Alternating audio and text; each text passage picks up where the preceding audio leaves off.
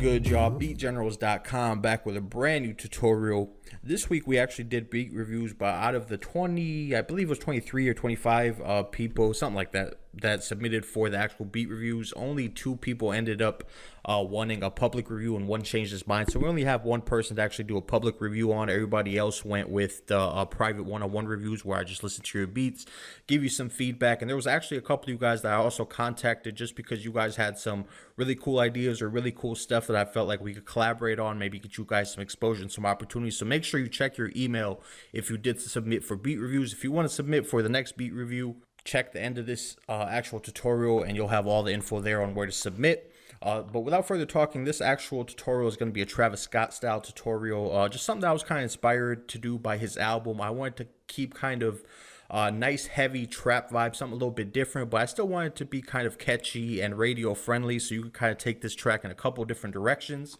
Like I said, I've been in a really good creative space lately, so I have a ton of beats. Last month I probably made the most beats I've ever made since doing beats probably for the last 10 years or so. So I have a bunch of different tutorials coming up for you guys, random stuff, everything from J. Cole featuring Miguel type stuff to Travis Scott, Kanye West, Nipsey Hussle, Currency, Harry Fraud, Bryson Tiller, and more. Like I said, just a really good creative space, create some really great music stuff that I'm just really excited to start sharing with you guys. So in between our regular series, you'll be seeing me kind of do a lot more of these random little tutorial stuff that we haven't really talked about or that hasn't been requested, but just stuff that I made that's, in my opinion, dope and that I think people can learn from. So look out for that. Without further talking, let's jump to the next section. I should get started on this beat. So before we actually start on the beat, I just want to quickly address a question that we get a lot, and that question is usually, should I start with chords or should I start with a melody and then match my chords to it? And honestly, this is kind of a preference thing. You can do both, obviously, successfully. There's tons of producers out there that have singles and are platinum and, you know, have a ton of placements that probably work on both sides of that spectrum, starting with chords or melodies. But for me personally, I like to start with chords.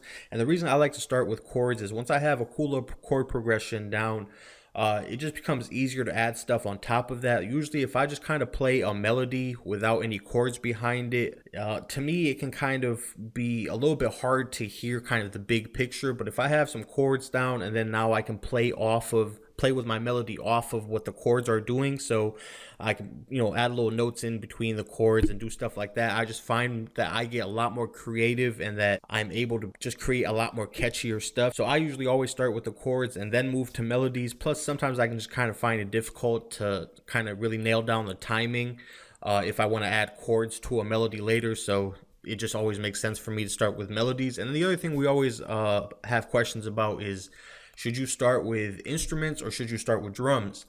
Now, for me personally, again, this is a preference thing. There's people who do both, but for me personally, I like to start with instruments, just because if I do a drum pattern, I lay something down, when it comes time to actually do the instrumentation to the track, I always find myself not being as creative as I usually am, because I kind of get caught up in the drum track and just trying to follow exactly what the drums are doing. So the tracks just become kind of really simple and choppy a little bit. But if I'm just kind of playing out whatever I want to play out first and then adding the drums later, I just find myself being a lot more creative with just that metronome and just kind of using that instead of having a full drum track. So that's just kind of my preferences. So I hope that just kind of answers that question. You can really pick either one, but my thoughts are usually just to go with the chords, then the leads or whatever, and then add the drums last. So let's jump into the next section and I'll show you guys the chords that I started this track off. So to start this track off with, I found a patch in OVO The Dynasty Volume 2, which is a preset bank for Silent from www.studiosounds.com. And in this particular bank, I used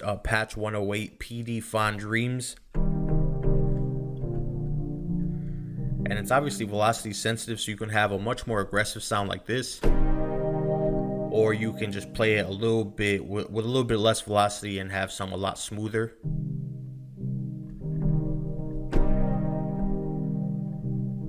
Okay, so I liked just the sound of the more smoother type vibe, just because I wanted this track to be kind of light and airy.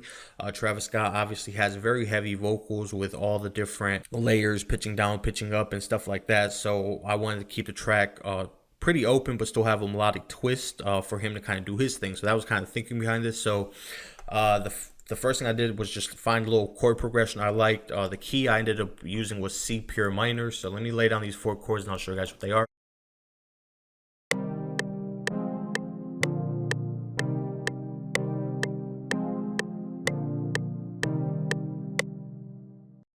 Okay, so really simple, and the BPM is set to 125, so this is going to be double time. Shift and D just to even everything out. So the first and the fourth chord are exactly the same. So the first chord is C, D sharp, G. Second chord, is F, G sharp, C. Third chord, A sharp, D, F. And then fourth chord obviously repeats from the one. So these particular chords just had kind of a nice minor feel to them, but they still had a little bit of a melodic twist. And when I think of Travis Scott, or I guess the Travis Scott sound that I love, I always seem to gravitate more towards his stuff that has a nice melodic touch to it. It can be dark or it can be upbeat, but just has that nice melody to it. And I really kind of enjoy the stuff he does with his vocals. So when I actually did this, that was kind of the whole thought of it. I wanted to have something that was nice and airy because he does have powerful vocals, but still had a melody, but was nice and open, so it wasn't just overdone. So these other chords came up with it, kind of gave me a cool little vibe to start off with. And I'm going to go ahead and assign this to a free mixer track. If you listen to it, it's actually a pretty solid kind of big full sound. And I'm going to be adding a bass line and other stuff to this. Actually, I'm going to be adding an 808 to this later on, but I basically don't need this sound to be that thick. So all I'm going to do is just cut a lot of the kind of lower frequencies.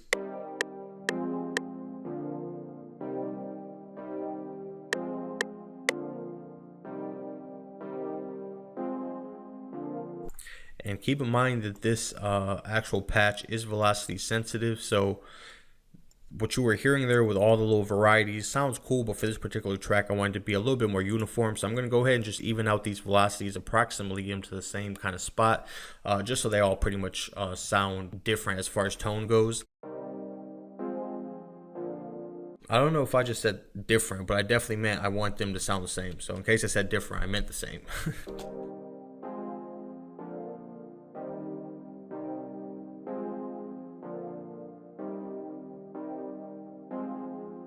Okay, so like I said, that was just a cool little bass for me to start with. So let's jump to the next section. I'll show you guys what I added to this. So the next thing I did was I just went ahead and cloned Silence again.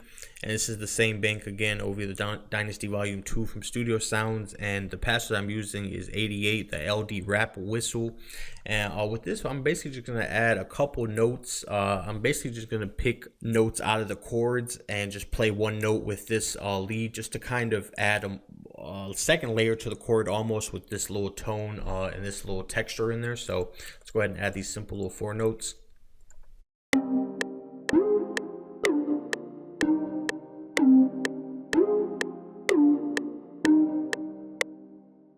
Okay, so just real simple like that. And we're going to go ahead and just turn these all the way up. Again, just to kind of keep them pretty even. Shift and D, just make sure they're all the same size. And as you can see, so the first chord, you can see the little ghost channels, basically where these notes came from. So you have the C, which is the root note for the first chord. Then you have the G sharp, the second note in the second chord. Then we have the D note, which plays over here on the third chord. And then fourth chord, you have your D sharp, which obviously plays on the one and in the second, in this last chord right here. And then just repeat. So real simple, just adds a nice little kind of touch to it. And we're going to go ahead and assign a free mix track to this as well. And we want to just kind of get rid of a little bit of that low end, just because we don't want it to be quite as kind of full sounding again.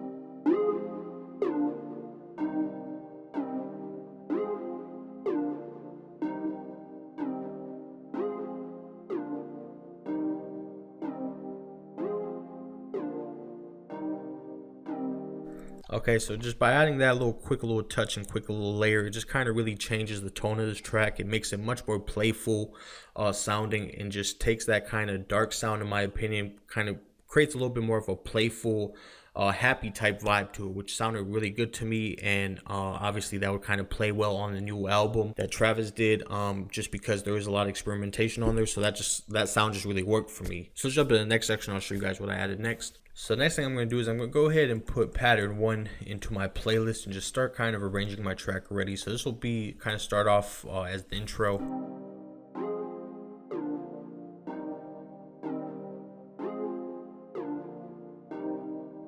So on pattern 2, we're going to add just a simple little tom. And this is the Tom 50s High from a pack that we have coming out, which is just kind of a drum kit that takes the regular, 808 kit that everybody knows and loves and throws kind of a twist on it. So you have all your kind of classic sounds that you're used to, but plus you have a bunch of different variations of it. So this is from that kit. This actual particular sound isn't really altered much, just a regular tom.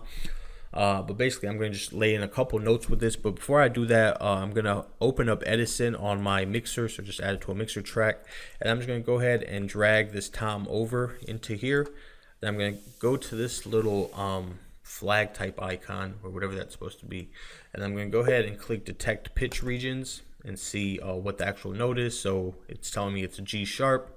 We're going to come into our envelope and instrument settings and we're going to find G sharp.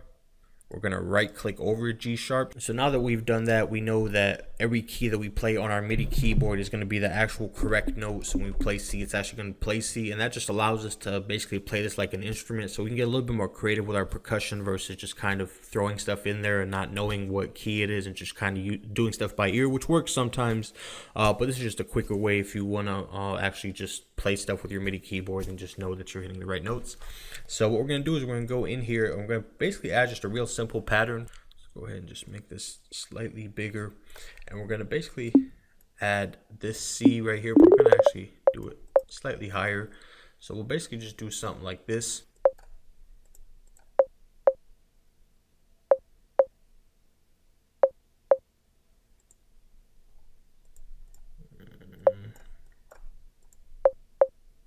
Okay, so something like that, just so it has a little bit of a quicker groove. And then we'll basically do a same thing, but just kind of go with octave lower, just kind of switch it up a little bit, and then just play that C again over here. So we have something like this.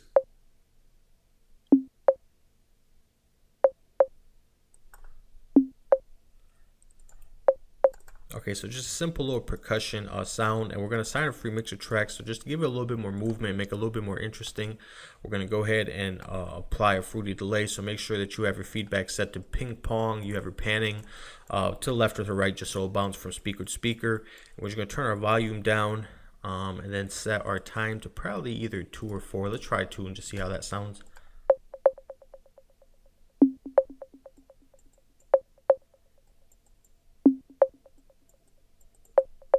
Okay, 2 actually doesn't sound bad. Just make sure you turn the volume down just so it's not too distracting.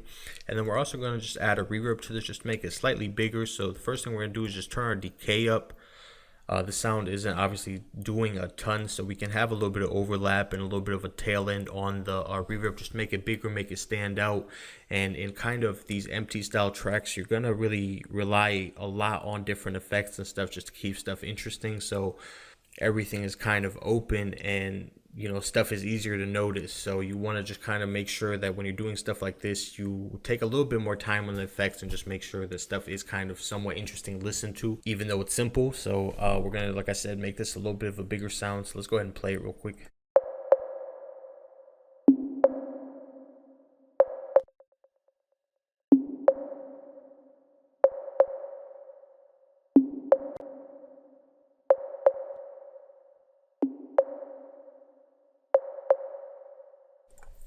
Okay, and then we're just going to go in here, since this is somewhat of a percussive element, obviously, even though we're kind of playing it like an instrument.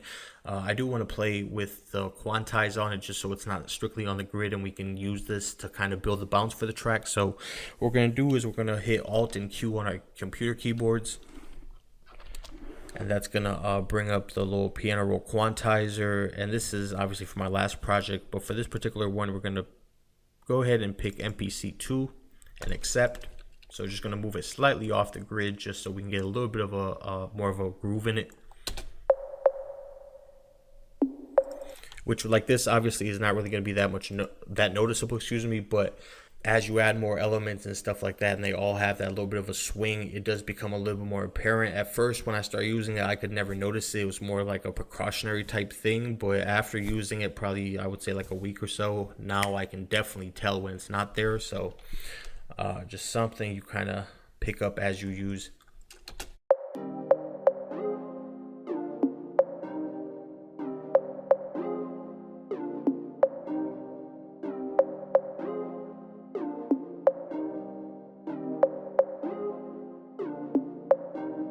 Okay, so just a really tiny sound, but in my opinion, it just gives this track a really cool feel and a really cool bounce already. So it's always kind of impressive how the small changes can really kind of be the big differences in the track, and we tend to overproduce stuff. But sometimes try the simple solution first, and if it works, don't even go further from there. Just keep it, because we as producers, we constantly want to add, but sometimes it's just the simple thing. So try the simple method first. If that sounds good, leave it. Move on to the next thing. Finish the track. But anyway, so that's what I did for this. Let's jump in the next section. Continue.